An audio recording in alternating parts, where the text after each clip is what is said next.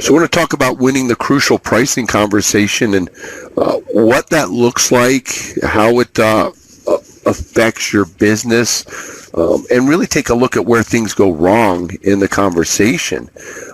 Credibility is a really important part of this conversation because your credibility is very high when we learned on Monday's class when you gain the listing. Because obviously if you didn't have any credibility, they wouldn't list with you, right?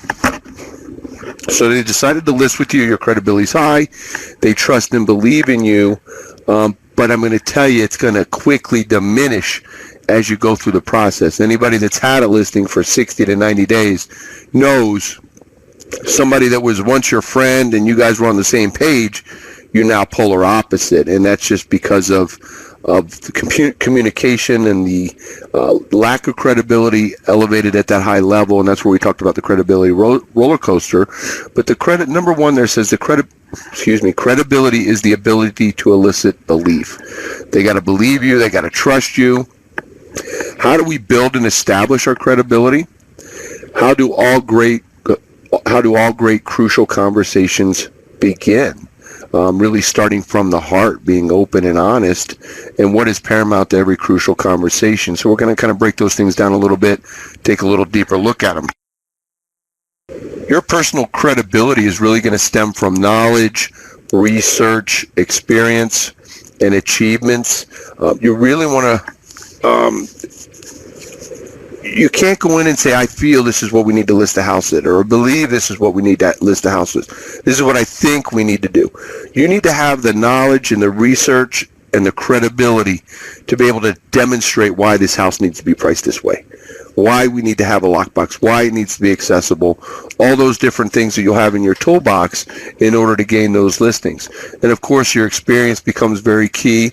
If you're new in the business, we're going to talk about I and we conversation in 1 second here on the next slide, I believe, but then also your achievements. Any awards you've won, over the years, a lot of people have been in this business for a long time, won a lot of things, so you want to really make attention to that. I had some awards in the back of my listing presentation that I've accumulated, listing award or sales awards or whatever. I made copies and put them in my listing presentation just to show that history at the end of a sales presentation. And you want to start to use that we versus I conversation, like I just said. If you're new to the business, we becomes very powerful because you can say we in place of I. Like, I've only been doing this for 2 months. You can say we've been doing this for 6 years. We've been selling Coral Springs homes for the last 6.5 years. We've been selling homes in Ohio for the last 12 years. We're at the top of the market in this area because you can utilize the other agents in your office. You can utilize your brokerage in that conversation. It's not, I don't consider it a lie as much as I consider it a different spin on the conversation, because you do have the resources of your office. You do have the resources of the other agents. You do have the resources of your brokerage to help lend yourself to that credibility. The government trusts us. Lenders trust us. If you do a lot of foreclosure deals, REO type deals, and you've got some contracts through banks, that lends to your credibility as well. So you want to make sure that you're aware of everything that's going on in your brokerage and everything that's going on in your office so that you can utilize that to the best of your ability. And I know that some of you do this, and I know that some of you on this call probably don't do this at all. I would be safe to say that maybe it's a 50-50 swing. So I really want you to tap into that we versus I conversation, because even when I was in the business 15 years, very comfortable, confident, could sell on my own, didn't need any help, I still use we versus I. So if you're a year or 2 years in or 6 months in, you're going to want to use it strong. You're going to want to drive that point home. And then, of course, you can say, look, 38 homeowners have trusted us in the last 10 years. Get a list from your brokerage. How many deals have they closed in that period of time? And utilize that to the best of your ability. Start with the heart is that crucial conversation. Being open, being honest. I don't know how to say it any differently, but start from the heart. I hope that makes sense. Don't start from your head. Start from your heart. And I was always very good about a safe island. The safe island was one of the Floyd Wickman Sweat Hogs class that I took back in 1996 when I learned that. And it really helps to diffuse anything and take down some walls. When you sit down and you're just about to get started and you say, look, Mr. and Mrs. Seller, I don't care if you list with me today. I'm still going to be selling real estate here next week, next month, next year. So I'm not concerned if we don't feel it's a right fit for you today and you want to wait a month, you want to wait 6 weeks, you want to wait 2 months before you're ready. I'll be available for you, okay? There's no pressure from me. I'm not gonna badger you at the end. Let's list a home. I just want you to know you want to take that guard down. And I was really, really comfortable with that safe island. It's not to say I can't go back and ask for the sale. It's you want to take down that guard because the guy's going to be sitting there the whole time going, I'm not listing today, I'm not listing today. We've all heard that stuff, right? So you want to take down those guards so they're open. You're starting from the heart. Everybody's open. Everybody's having a good conversation. If you've done an effective job and if they're ready to sell the house, they're going to list with you at the end. Okay, but you got to take down those walls so that everybody hears everything that goes on through the process.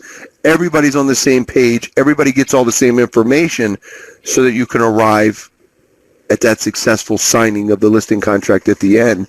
And really just talk about what's in my best interest, the highest price, fastest sale, least inconvenience. Isn't that what every seller wants?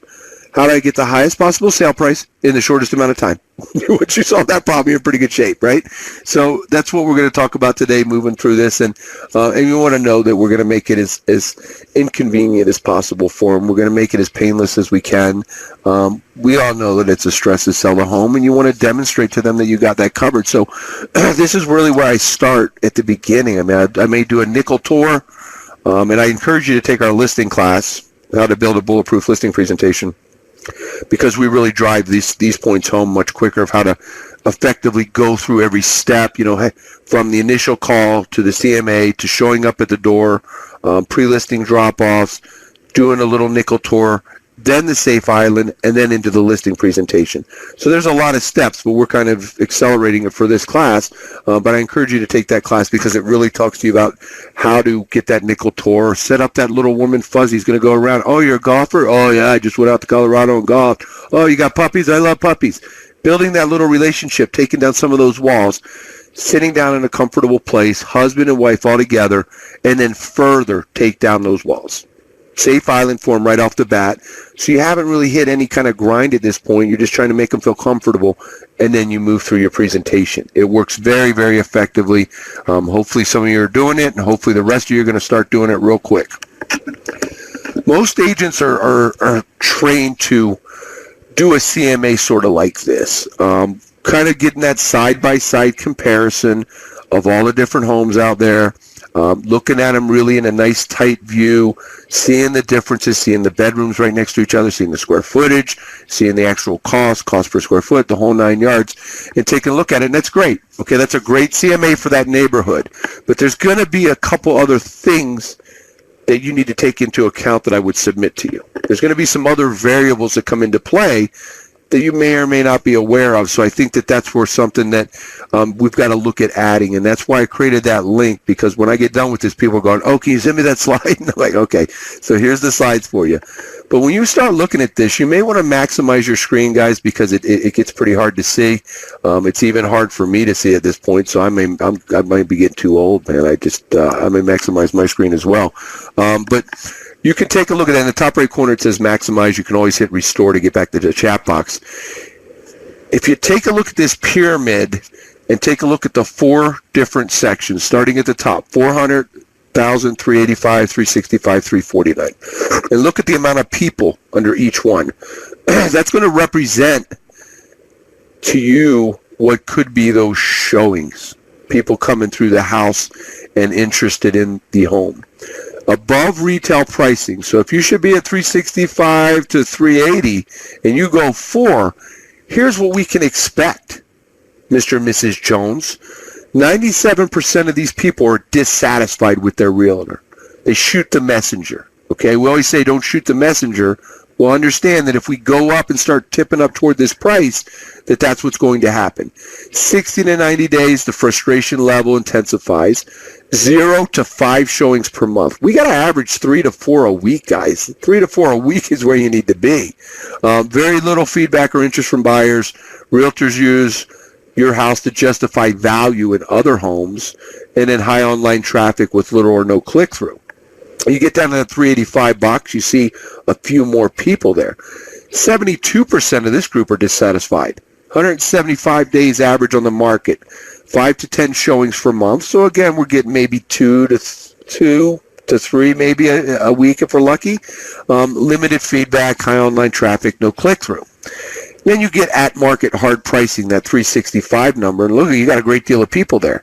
And this is actual data that we compile, guys, and I'm sure that it's very similar to what you have in your area. It's not hard to figure out. But when you get into that area, you got 48 days average market time, 8 to 15 showings per month. Realtors and buyers are engaged with second showings and offers, high online traffic, and then, of course, wholesale pricing. You blow it out of the water in your 30 days or less. But your job is to paint that picture. Where do you want to be in this conversation, Mr. and Mrs. Seller? Where do we want to go with this? And it has to be a really agreeable understanding excuse me, between you and the sellers as to what to expect. And I listened to an archive of this class I did a couple months ago and listened to I made a reference to signing a contract. Mr. and Mrs. Jones agreed to not shoot the messenger, Chip Isabella, if that in 60 or 90 days we're not sold, we have very little traffic, and make everybody sign it. Because in 60 to 90 days, the sellers are going to forget this conversation. They're going to forget how high your credibility is. All that's going to be diminished, and they're just going to go, you're an idiot, I hate you, and I don't want to sell my house with you anymore, and I'm mad. And that's what's going to happen, and we've all been there. I've been there numerous times, so you can't tell me that you're not going to get there. Happens to everybody, but you have to really have a mutual understanding.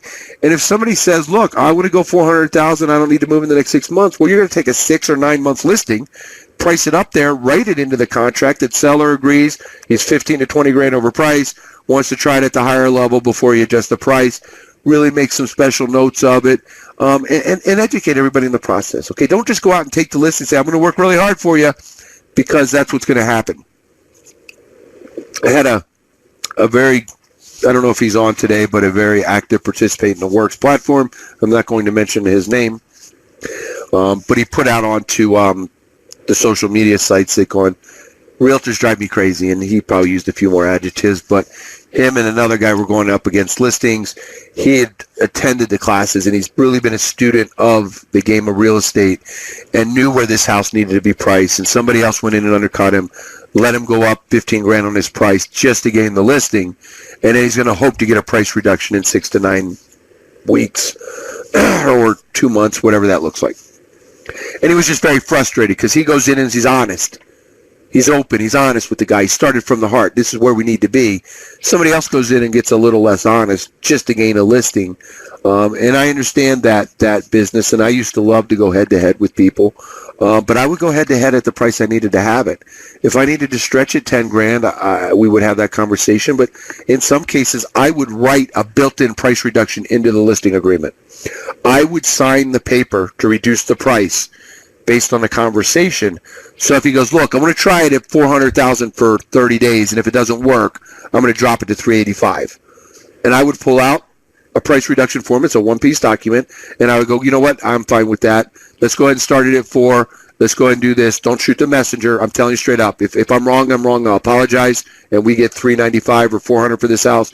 But realistically, I think we're going to need to be a little tighter than that. And I'll fill out the price reduction form right there, $385, date it for 3/4/2015, and have them sign it right there. And then I have it in my paper. When that day hits, and we're not sold, I submit the price reduction form. And I've done that numerous times. So something you can put into your arsenal as well, something that could be beneficial for you. But just a couple of quick stories for you to try to wrap your head around this conversation and where you need to be coming from in this. Yeah, somebody talked about, the code of ethics and people unethical practices over pricing their home and everything. And that, it's realtor can stretch a price and get away with it to gain a listing. A lot of people are desperate for it, and it's just the nature of the beast. But I can tell you that a realtor that's willing to take an overpriced listing is probably not the sharpest on demonstrating value and demonstrating credibility and demonstrating an overall thorough listing presentation. To me, it's somebody newer or somebody trying to gain a listing. So you got to be sharper in these conversations. You got to be cooler in this dialogue of your listing presentation in order to demonstrate that. I can combat a lesser realtor trying to say, yeah, well, Joni said I can get 420. Well, Joni's probably misinformed, Mr. and Mrs. Seller. Let me show you why. And I'll do my presentation, and I'll get it for 385. I feel that confident, and I won't win them all. I'm not a miracle worker, but I'm pretty close. But you got to be really bulletproof on all these other conversations, and that's the point that I hope to express to you in this conversation. And I think that this slide is really going to start to paint a picture for you. And I love this slide, so let's go ahead and hit maximize and get that blown up a little bit so you can see it. But where do you fit into the marketplace? And I love this slide for so many reasons, because what do you want to be? The head of the mouse or the tail of the lion? Do you want to be the coolest house in the coolest subdivision, or do you want to be the least expensive house in a really nice subdivision? And I think that everybody knows the answer. I mean, you'd rather be a $500,000 house in an 850 neighborhood than a 950 house in an 850 neighborhood. I think that's a no-brainer across the board, because you open up so many problems. And we touched on that Monday. But take a look at these different subdivisions. You got Parkland at top from 700 to 825. In the middle, you got Eagle Trace. And down at the bottom, you've got the Hills. Now, you're going to represent Eagle Trace. You're that big diamond pyramid in the middle, the one from 475 to 800. So your sweet spot starts to become that 525 to 650 is your sweet spot for your house in Eagle Trace. Okay? If you start getting cocky and start getting arrogant and price it at 725, 750, what happens is, if you just taken yourself out of the market and now put Parkland into play. All right, now follow me on this conversation. I'm going to try to explain it as clear as I can. You priced yourself in Eagle Trace in Coral Springs. Once was a very prestigious community. They held the golf classic there in Florida, out in Coral Springs there for many, many years from the PGA Tour. And that Parkland came into play. The only little patch of land they had in South Florida, they started building Parkland Golf and Country Club. That took over as the premier area, the premier golf community, and people gravitated toward that very effectively. So if you put your Eagle Trace home up at the 700 or above mark, you just put Parkland into play, my friend. Head of the mouse, tail of the lion, okay? So now Parkland, and they're like, well, hell, if I'm going to pay $700,000 in Eagle Trace, go put me a search in Parkland. See if I can be the tail of the lion in Parkland. See if I can get into the bottom of that marketplace and be over at Parkland Golf and Country Club. And I'm sorry I get a little excited about it, but I want to really make sure that you get this point. Because not only are you competing with your subdivision, not only are you competing with the homes in your area and the other communities around it, but you're putting another city in play. You're putting a premier area, Parkland Golf and Country Club, into play. Now, if we drop down a little bit, okay, let's drop down into the lower pyramid down at the bottom, the 400 to 550. The Hills in Coral Springs is a great community, was a premier area. But now let's just say somebody in the Hills is looking, and somebody overpriced the listing in the Hills up to 450, 475, $500,000. You just put my home in Eagle Trace in play. You just put my home in play. Now I got more people looking at my house. You see what happens when you get in that sweet spot? That 550, 525, 575 number, you put yourself right in the sweet spot of your area, right where you need to be, priced competitively, priced effectively, and now you're starting to pull from the other showings, from the other areas, rather than people pulling from you. And if you don't get this slide, I'll do it again, but I think this is one of the most powerful slides that you could ever use, and I think that this is where people go, send me that slideshow, I'm going to use that slide, because it's powerful. I mean, when done right and explained properly, and don't get as animated as I did, but really just point that out very clearly. And I would listen to this archive, take notes of this, and utilize that from the heart. There's no BS in this conversation, guys. This is a true, accurate depiction of what goes on, and you need to demonstrate that. I can tell you that the realtor is... The realtor that's willing to overprice your house is not going to have this conversation with you. They're not going to have that diamonds and those pyramids and demonstrate that, and that's what's going to separate you from them. That's where you're going to demonstrate your credibility. You're going to come from the heart and demonstrate that. So hopefully that got across to you, because that is my favorite slide that we do. I love how that depicts an accurate representation of that conversation. And you look a little further at where you're sitting on the market, 36 families out there trying to sell their home. And this is some older data, but I think it's all still pretty applicable, just a matter of how the numbers are. 31,000 have no showings. That's Joni that priced the house over at $420 just so she can throw a sign in the ground and have a listing. Somebody's going to start screaming at her in 60 days, and they're going to call Chip, the one that runs the sales force at the office, and he's going to have to defuse that bomb. Happens all the time, and that's what's going to happen in that first box. 3,800 people have 2 to 3 showings per week. They're on the right track. They're moving in the right direction. You might need a small price reduction, and then you're going to get that home sold. And then there's those 1,200 people on the far right side that are getting offers and getting sold. And you really start to be able to have a picture of, I'd rather see you hold firm at 385 and turn down 3 offers than to be at 400,000 with room to wiggle and don't get any offers. We can't negotiate if there's no offers. We can negotiate if there's offers. We can be cocky. We can hold firm if we're getting offers. So we need to get you in the right spot. You certainly need to be in that middle box, the 3,800 at the bare minimum, but realistically into that 1,200 home side offers and sold category. The one on the left, I don't even know why we put the house on the market. Don't bother. I mean, don't waste your time. Don't waste my time. Don't waste your money. And be a little confident in that. I would have conversations with sellers going, look, put me at this price firm, and let's turn down offers, then be here with room to wiggle. Now, it's not to say that the guy wants 385 firm, we get 2 offers, we start negotiating. I can go, look, do you want to hold firm at 385? And I'm fine with that. I think we're in great shape. We've got 2 offers. Or do you want to get this thing done for 380? You want to be done. You want to get out of this house in the next 60 days, have a nice strong closing, and be out of here for 378? Yeah, let's go ahead and do that, Chip. Okay, good. That's what I thought you'd say. And that's a very effective close. It works very, very well. So the best and worst choices you're going to look at, list day 1, 380, drop 45 days later. The house is now 90 to 120 days on the market. Offers are coming in lower than the asking price, and the seller ultimately accepts less. People have access to all this data. They know how long your home's been on the market. The realtors know. They're going to convey it to their client. It's no secret out there, and they're going to use that. They're going to think you're more motivated. They're going to think you're more apt to drop 15, 20 grand. They're going to lowball you.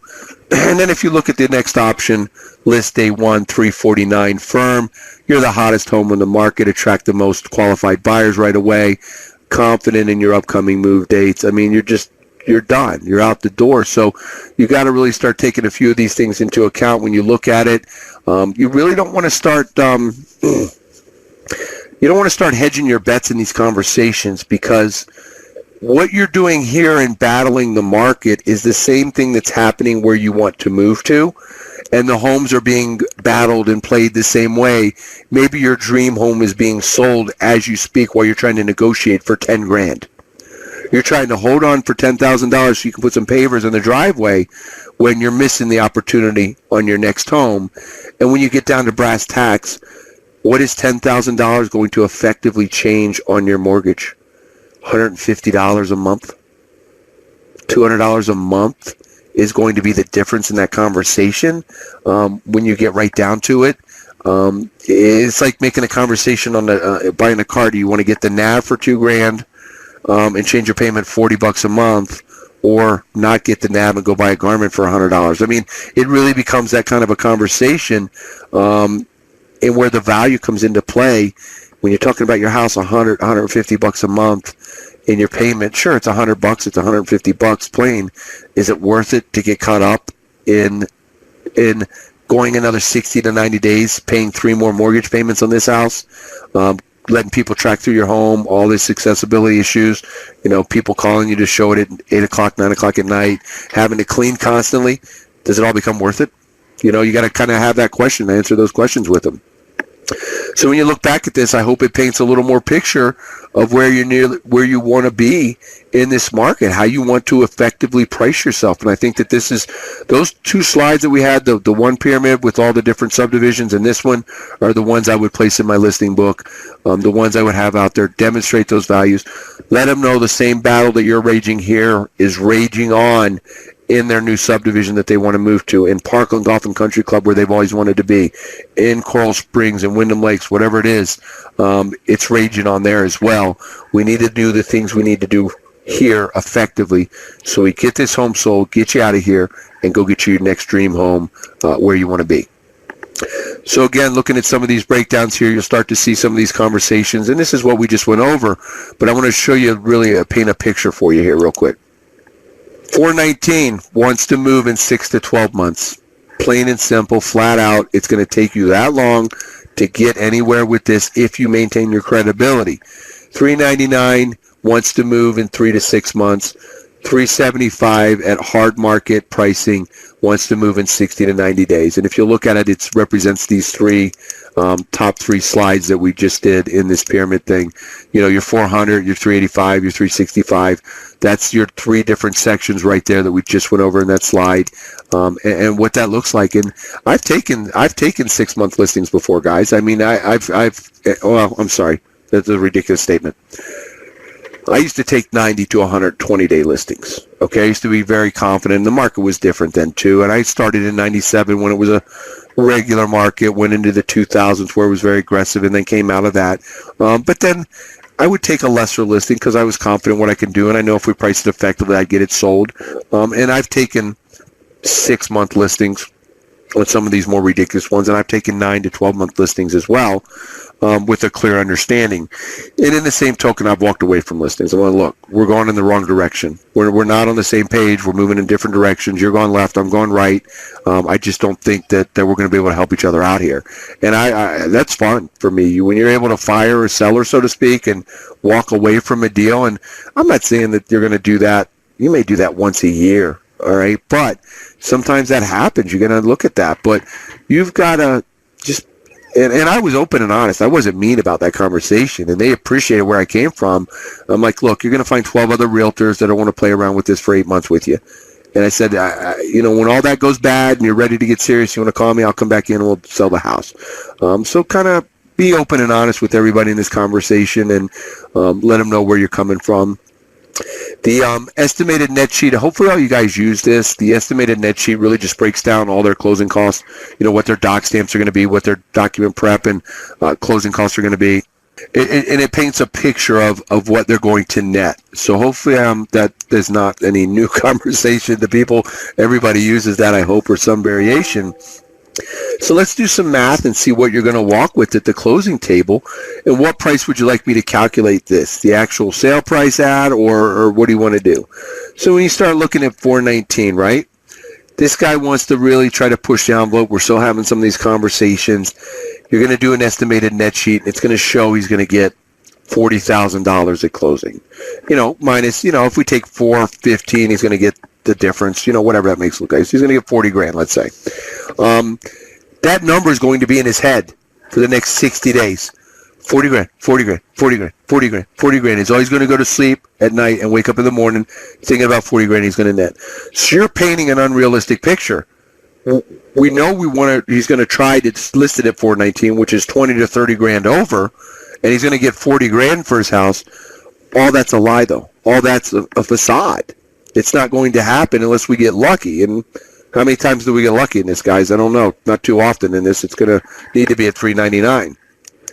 So you're going to look at it and you're going to say, well, look, I think we should use the actual contract price and getting down to brass tacks instead of using the asking price.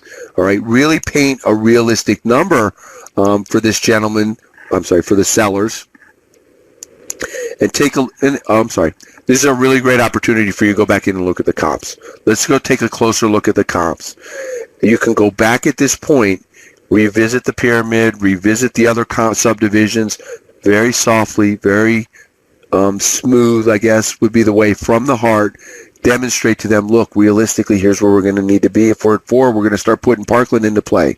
If we're at 399, we're going to start pulling from the hills. We're going to get more opportunities and more buyers. We're going to be fresh and hot on the market. Why don't we go ahead and figure at 399, and let's just hold firm at that number. Like I said, let's hold firm. And I'd rather turn down 2 offers than to be at 419 and not get any offers. Can we go ahead and do? And look, Mr. Jones, if we get 410, we're just going to make 10 more grand. Okay, it's not to say. I mean, if we end up getting a deal for 410, then great. We're going to get an extra $10,000. But let's go ahead and do the net sheet at 399 so we see where we sit. Now, when you paint that picture, he's going to get 22,000, let's say, whatever the math, because the commissions will be less than everything else. So he's going to net 22,000. So it's going to be a more realistic number for him to chew on. And now when you get an offer for 393, 395, you're not taking him from 40,000 to 17,000. You're taking him from 22,000 to 17,000. Hopefully that makes sense. Hopefully you're able to follow the rant there. But it's a more realistic picture. If you drop somebody from 40 grand he's getting all the way down to 17, he's going to pop. He's going to have a heart attack right there. So be very realistic. So I always figured my net sheets at the more realistic price. And I'm like, look, if we get 420 strong, you're going to get 42,000 instead of 22. You're going to get a ton of money. You're going to be able to buy brick pavers, put 2 new plasmas in, do a bathroom, whatever you want to do. You're going to be in great shape. Realistically, I think this is what we're looking at. And I hope I'm wrong, but this is, I think, realistic of where we need to be and what it's going to look like for you. So really starts to paint that accurate picture for him. So I encourage all of you to use those net sheets and be realistic. Don't put the inflated price in there. They're going to hold on to that. It's going to be the only dang thing they remember from your presentation. They're not going to remember your advertising. They're not going to remember your name. They're not going to remember accessibility information. They're going to remember, I'm going to get 40 grand for my house. That's what they're going to remember. And that's where some of the problems are going to come into play later. So when in this conversation, be professional. Do an abundance of research. You can't do enough. You got to paint it in a really clear and concise way. Demonstrate to them. Talk about what we did on Monday, functional obsolescence. I don't care that you put a new kitchen in. A new kitchen just makes you the best $399 house. Just because you put 25, 30 grand into your kitchen does not make your house 420, 425. You're the best $399 house. That's what the other homes are trying to get, $393, $99. You're the closest one because you got a new kitchen. That's all it does for you. Put you at the top of that marketplace there. Start with the heart. Really be open and honest, and have a specific predetermined outcome. One of the things that back in the day when I was with Russ and working with my sales team, one of the conversations we always used to have is, what am I trying to establish on this call? What am I trying to obtain on this listing presentation? What I want the outcome to be? And I would really have a clear picture of when I'm calling a seller to talk about a price reduction or to talk about whatever the case may be, but I want to know exactly where I'm headed and really be specific about that predetermined outcome and what am I trying to accomplish. I'm not calling to go, I'm banter with somebody. I'm really calling for a very specific reason, and you want to get to that point as effectively as you can.